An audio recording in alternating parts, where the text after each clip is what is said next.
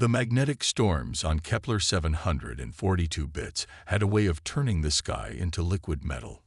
Rowan Nash watched from his reinforced habitat dome as sheets of electromagnetic energy rippled across the ionosphere, painting everything in shades of silver and blue. After 3 years of operating the planet's most isolated terraforming station, he learned to appreciate these displays. They were often his only entertainment. The automated systems in his agricultural dome hummed steadily, maintaining the delicate balance needed to grow earth crops in alien soil. Rowan had modified most of the equipment himself, adapting Earth-standard terraforming tech to handle Kepler's unique challenges. The Colonial Agriculture Board had called him crazy for requesting this posting, but he'd proven that with the right adaptations, even this hostile world could sustain life. When the emergency beacon started blaring, Rowan initially thought it was another equipment malfunction. The storms always played havoc with his sensors. But this alert was different.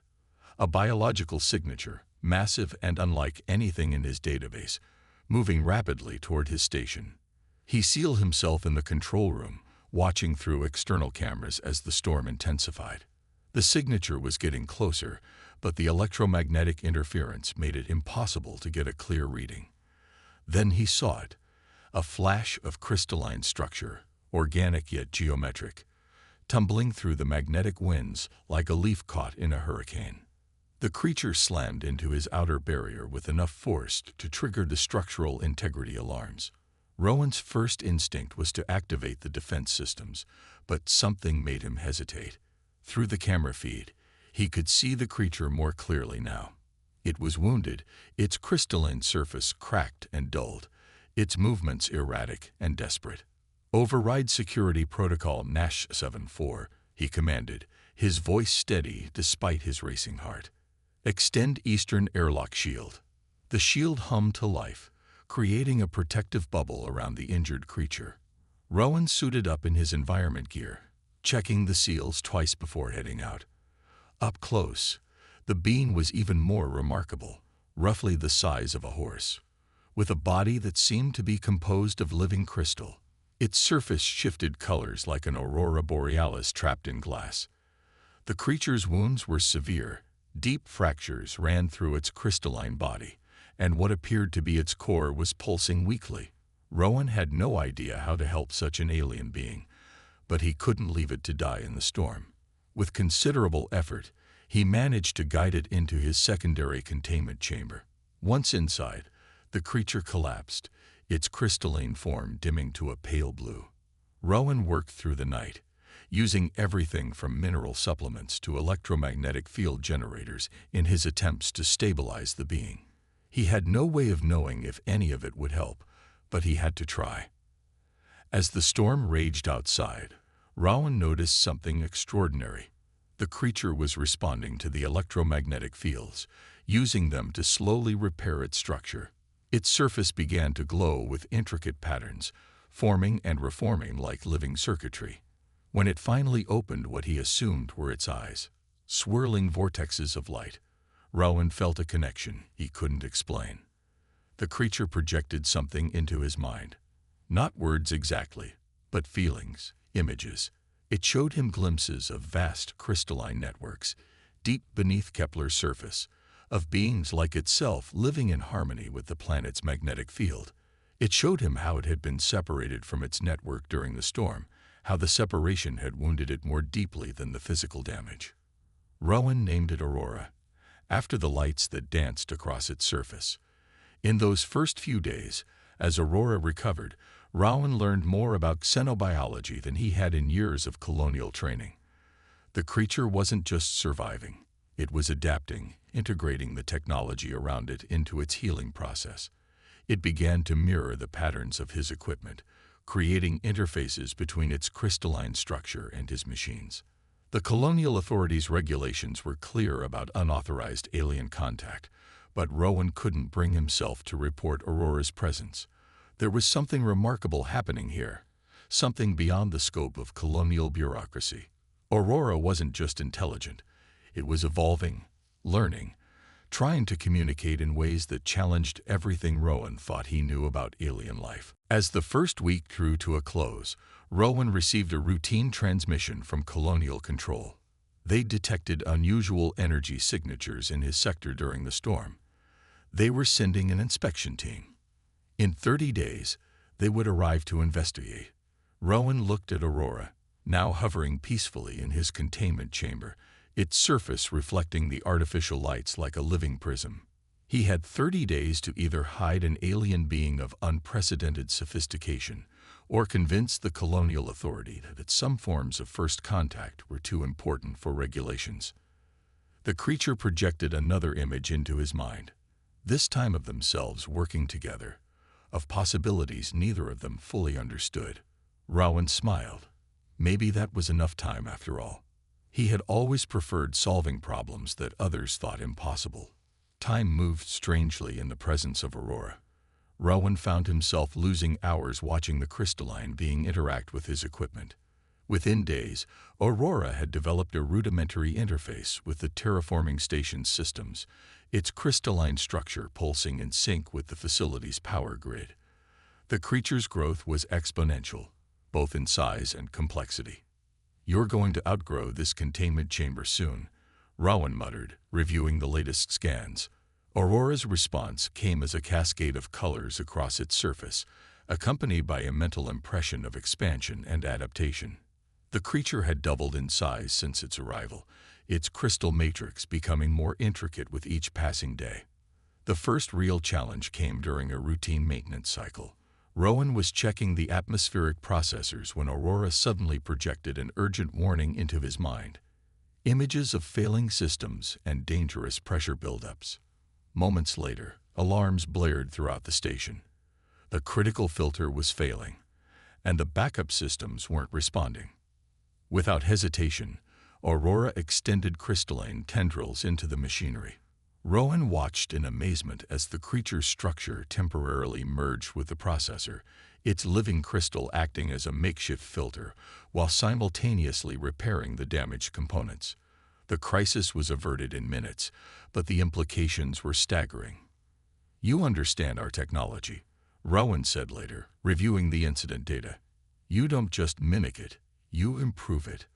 Aurora's response was a complex pattern of light and emotion, conveying both pride and a desire to help. The creature projected images of its home network, showing how its species had evolved to interface with the planet's natural electromagnetic systems. But with each passing day, the pressure of secrecy grew heavier. Colonial Control's inspection team was drawing closer, and Aurora's presence was becoming harder to hide. The creature's influence on the station's systems, while beneficial, was leaving traces that would be difficult to explain. Power efficiency had improved by 40%, crop yields were at record levels, and the atmospheric processors were operating beyond their designed capabilities. The situation complicated further when Aurora began to show signs of distress. Its crystalline surface would occasionally dim, and Rowan would catch glimpses of loneliness in their mental exchanges. Images of the vast crystal networks it had been separated from. Despite their growing bond, Aurora was still cut off from its kind. On the 15th day, during a particularly strong magnetic storm, something unexpected happened. Aurora's entire form lit up like a beacon, and Rowan felt a massive surge of electromagnetic energy pulse through the station. For a brief moment, he sensed what Aurora sensed: dozens, perhaps hundreds of crystalline minds deep beneath the planet's surface, all connected in a vast, living network. The response was immediate and overwhelming. The local geological sensors registered increased activity deep underground, and Aurora's distress turned to a mixture of joy and anxiety. Its kind had felt the connection. They knew where it was, and they were coming. Rowan spent the next day reinforcing the station's shields and trying to understand what was happening. Aurora's attempts to explain were fragmented. Images of great crystalline gatherings, of knowledge shared across vast networks, of a collective consciousness that spanned the entire planet. But there was something else, something Aurora was reluctant to share. The truth emerged in pieces over the following days. Aurora's species, which Rowan had started calling the resonance, weren't just a network of individual beings. They were a superorganism, each crystal a part of a greater whole. Aurora's prolonged separation was more than just isolation. It was experiencing individuality for the first time in its existence. And that individuality was centered around its connection with Rowan. "You're changing," Rowan realized one evening, watching Aurora interact with the station's systems in increasingly complex ways. "We both are." The creature's response was a bittersweet mixture of agreement and concern. It projected images of itself merged back with its network, but now there was resistance to the idea, a desire to maintain its newfound individuality. The Colonial Inspection Team was now just 2 weeks away, and Rowan had a decision to make.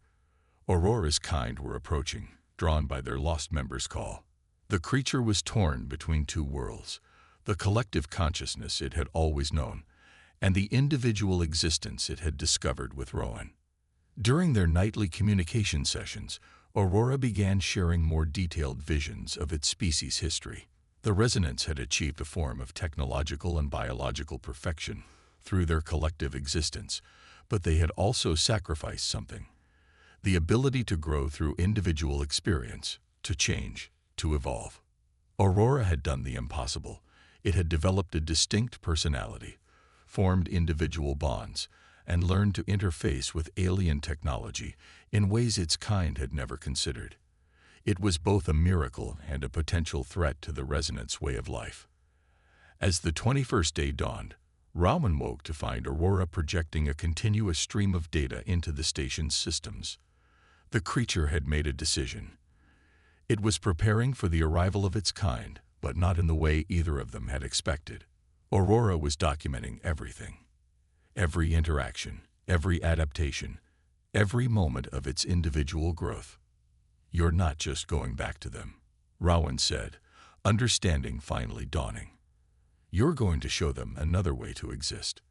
Aurora's crystal structure blazed with affirmation, projecting images of synthesis, not just between individual and collective, but between human and resonant, between different ways of being.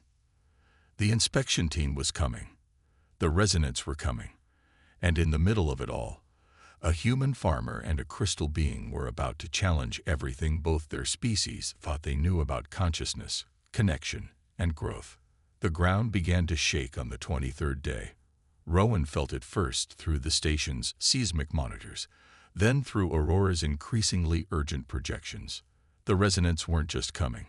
They were reshaping the Earth itself to reach the surface.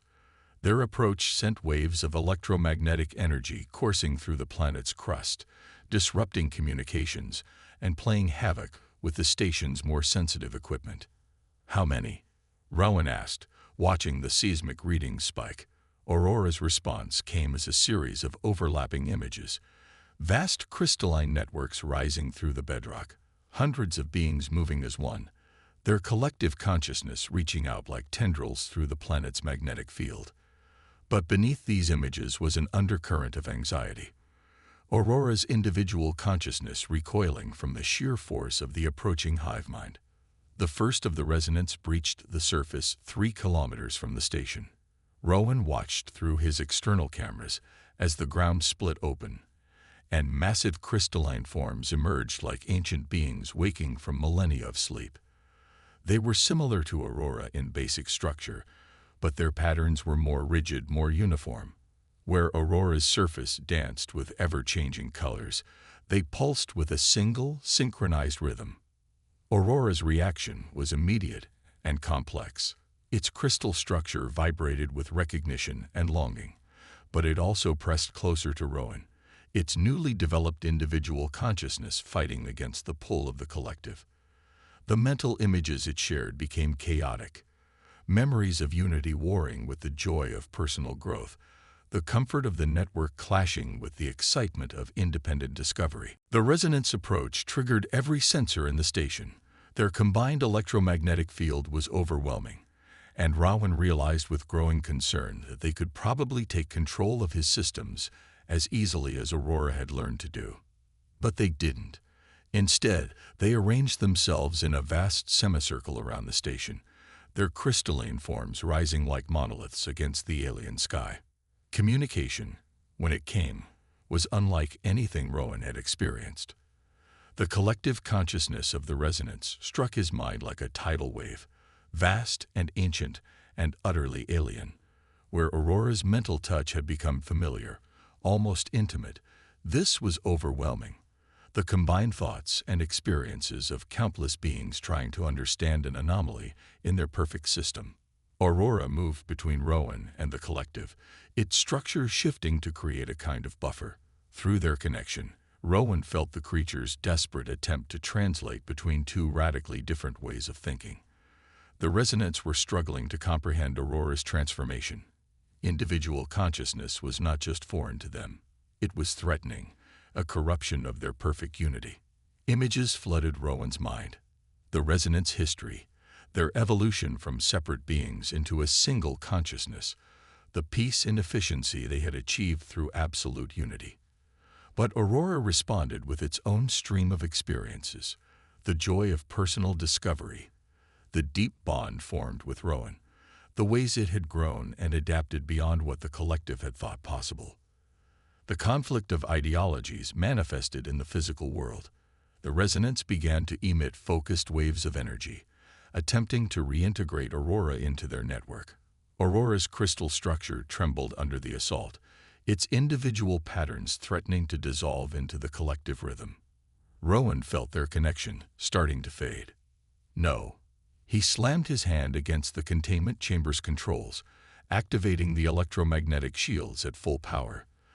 The station's energy reserves drained rapidly, but the shields created a bubble of isolation around Aurora, protecting its individual consciousness from being overwhelmed. The resonance response was immediate and severe. The ground began to shake more violently, and Rowan's instruments registered massive power fluctuations throughout the station.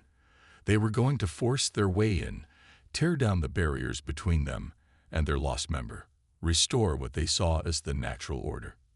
But in that moment of crisis, Aurora did something unprecedented. It fully merged with the station's systems, not just interfacing, but integrating its crystalline structure with the human technology. The shield frequencies began to modify, creating a completely new form of barrier, one that could maintain separation from the collective while still allowing communication. Through this modified connection, Aurora began to share everything it had learned, not just its experiences with Rowan, but the fundamental discoveries it had made about the nature of consciousness itself. It showed the collective how individual growth could strengthen rather than threaten their unity, how diversity of thought could lead to innovations they had never imagined. The assault on the station's shields faltered as the resonance processed this new information.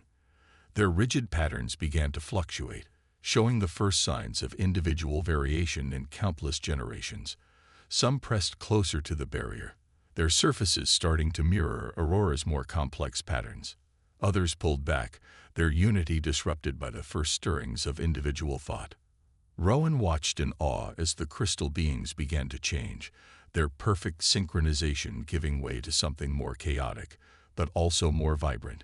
Through Aurora, he felt their confusion, their fear, and their growing fascination with the possibilities of individual existence. But this transformation came with a price. The resonance perfect unity had maintained crucial systems deep within the planet. Systems that were now fluctuating dangerously as their collective consciousness began to fragment. Warnings flashed across Rowan's monitors. Rising geological instability, massive electromagnetic disturbances, the very processes that made the planet habitable beginning to break down.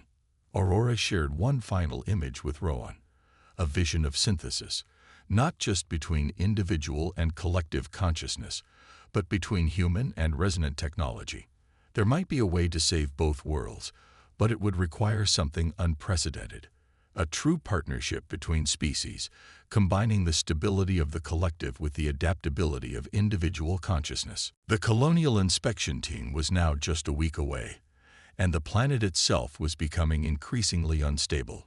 Rowan looked at Aurora, then at the transformed resonance surrounding his station. They had all passed the point of no return. The only way forward was together. The Colonial Inspection Team arrived 3 days early, their ships cutting through the turbulent atmosphere like arrows through smoke. By then, the situation had become impossible to hide. The resonance crystalline structures now formed a glittering city around Rowan Station, their individual patterns creating a kaleidoscope of light visible from orbit. Director Isabel Ward stepped out of the lead ship, her environment suit gleaming in the alien sunlight. "Farmer Nash," she said, her voice tight with controlled anger, "you have exactly 1 minute to explain why you've allowed an unknown alien species to establish a settlement around a colonial terraforming station." Before Rowan could respond, the ground beneath them lurched violently. The planet's deteriorating stability had reached a critical point. Aurora projected a cascade of urgent data through the station's systems. The planetary core was becoming dangerously unstable, the magnetic field fluctuating wildly as the resonance struggled to maintain their ancient regulatory functions while exploring their new individuality. "Director," Rowan said, "we don't have time for explanations. This planet is dying, and we're the only ones who can save it." He pressed his hand against Aurora's containment chamber, and the creature merged with the station's communication systems, sharing the full situation directly into the colonial team's neural interfaces. The effect was electric. Director Ward staggered under the weight of the information, her training warring with the undeniable reality before her. The resonance had maintained this world's habitability for millions of years through their collective consciousness. Their awakening to individuality, while revolutionary, had compromised this ancient system. "Even if I believe this," Ward said, recovering her composure, "colonial protocol is clear.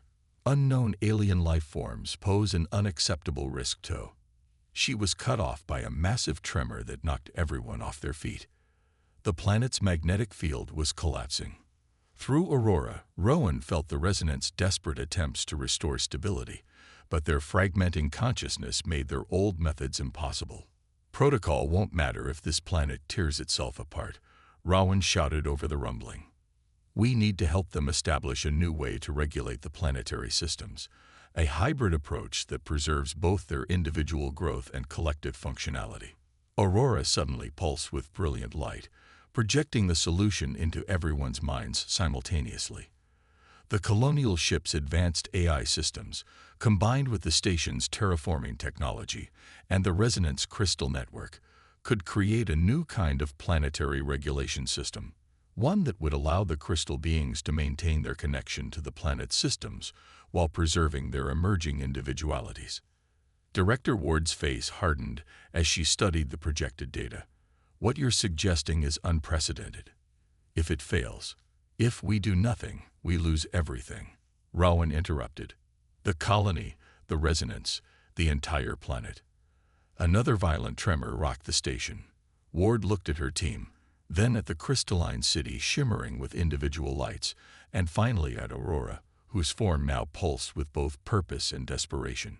"If we do nothing, we lose everything," Rowan interrupted. "The colony, the resonance, the entire planet." Another violent tremor rocked the station. Ward looked at her team, then at the crystalline city shimmering with individual lights, and finally at Aurora, whose form now pulsed with both purpose and desperation. "Begin emergency integration," she commanded. "All ships, prepare for deep link with alien systems." Part 5. Legacy of Trust. The integration process was unlike anything in human or resonant history. Colonial ships landed in a wide circle around the station, their AI cores linking with both the terraforming systems and the crystal network. Aurora served as the bridge, its unique individual consciousness, allowing it to translate between the different technologies and ways of thinking. Rowan worked tirelessly alongside the colonial team, helping to merge human terraforming protocols with the resonance natural regulatory abilities.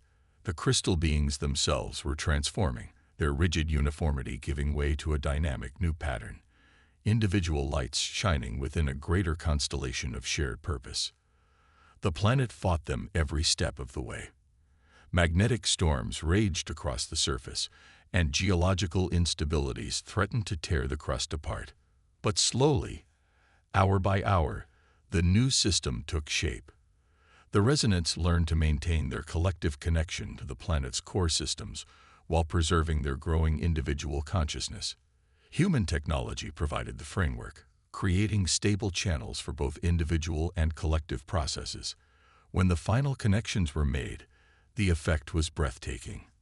The crystalline city blazed with countless individual colors, yet pulsed with a synchronized rhythm that spread deep into the planet's core. The magnetic field stabilized, but now it sang with a new complexity, a harmony of individual voices within the greater chorus of planetary regulation. Director Ward stood with Rowan in the station's observation dome, watching the transformed landscape. The Colonial Board will need to establish entirely new protocols for this situation, she said, her voice mixing wonder and concern. Nothing in our experience accounts for this level of human-alien integration. Maybe that's exactly what we needed, Rowan replied, feeling Aurora's warm presence in his mind. A reminder that the universe is bigger than our protocols. The Kepler 742 bits colony underwent a profound transformation in the months that followed. The station became the center of a new kind of settlement, where humans and resonants worked together to understand and improve their symbiotic relationship with the planet. Each crystal being now shown with its own unique pattern, while maintaining its vital connection to the whole. Aurora remained close to Rowan, but it too had changed.